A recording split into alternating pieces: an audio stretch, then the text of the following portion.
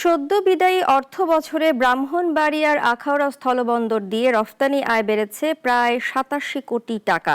তবে পণ্য আমদানি অনিয়মিত হওয়ায় কমেছে রাজস্ব আদায়। ব্যবসায়ীরা বলছেন, পণ্য আমদানিতে ভারতের নিষেধাজ্ঞার কারণে চলতি অর্থ বছরে অন্তত ৩০% ক্ষতিগ্রস্ত হবে বন্দরের রফতানি বাণিজ্য। আবুল হাসনাত মোহাম্মদ রাফির রিপোর্ট, জানাচ্ছেন সিরাজুল মনির শুভ। ব্রাহ্মণবাড়িয়ার আখাউড়া স্থলবন্দর দিয়ে প্রতিদিন যে কয়টি পণ্য রপ্তানি হয় তার অর্ধেকই হিমায়িত মাছ।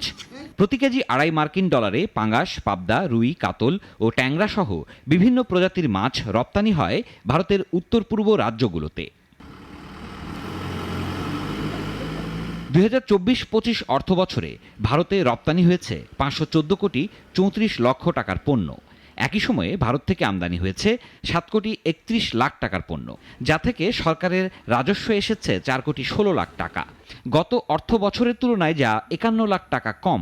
এই দিনে আমাদের রপ্তানি একটু কম হয়, তো তার তুলনায় এই বছর একটু বেশি হইতেছে ওই সময় তুলনায়। যেমন আজকে আমাদের প্রায় 11 গাড়ি মাছ রপ্তানি হয়েছে, এর মধ্যে প্রায় $১,১৩,০০০ মতো আমরা মাছ রপ্তানি করছি। যদি এভাবে আমাদের রপ্তানি কার্যক্রমগুলো স্বাভাবিক থাকে তাহলে সরকার রাজস্ব পাইতেছে। ব্যবসায়ীরা বলছেন, নতুন অর্থ বছরে নিষেধাজ্ঞা প্রত্যাহার না হলে রপ্তানি বাণিজ্য ক্ষতিগ্রস্ত হবে অন্তত ৩০%। তবে বাণিজ্য সচল রাখতে সকল পণ্য আমদানির সুযোগ চান তারা। দেখেন, আমাদের এই আখাউড়া স্থলবন্দর কিন্তু এটা পুরোই একদম রপ্তানিমুখী বন্দর ছিল।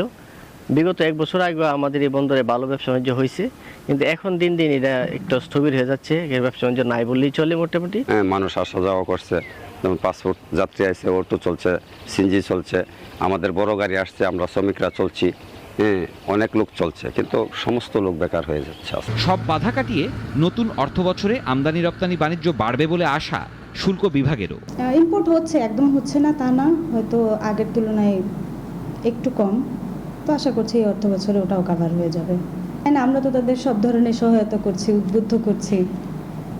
এখন আশা করি আস্তে আস্তে এই পরিস্থিতিটা কভার হবে।